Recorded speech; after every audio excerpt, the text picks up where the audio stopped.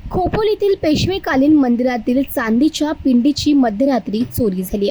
11 किलोपेक्षा जास्त चांदीची पिंड होती.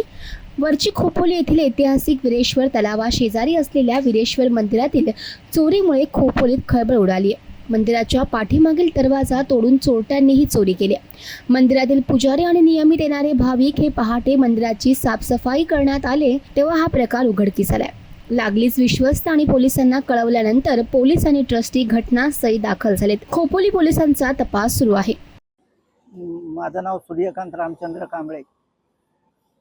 मी 2:45 वाजता रात्री उठलो, सामान घेतलं माझं आंघोळीचं. तिथनं आंघोळ बिंघोळ कपडे धुवून आलो.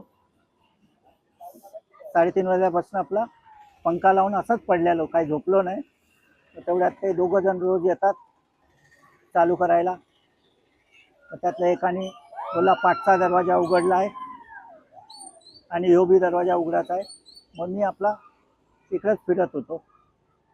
मग तेवढ्यात महाराज आले. 5 वाजता मी बोललो पाठचा बी दरवाजा उघडा आहे, ह्यो बी दरवाजा उघडा आहे. तो बोला मी लावून गेलो दरवाजा. मग आम्ही दोघं आतमध्ये गेलो. तर आतमध्ये ही या साईडला तो दरवाजा आहे, त्याला तारांनी बांधलेलं. मग ते तार खोलली महाराजांनी. आम्ही दोघं आतमध्ये गेलो. मग वरती नाही गेलो. वरती तो महाराज जाऊन आला. त्यांनी बघितलं, बोलला झालं काम, कुणाला आतमध्ये सोडायचं नाही. त्यांच्याकडे फोन होता, त्यांनी सगळ्यांना फोन करून सांगितलं.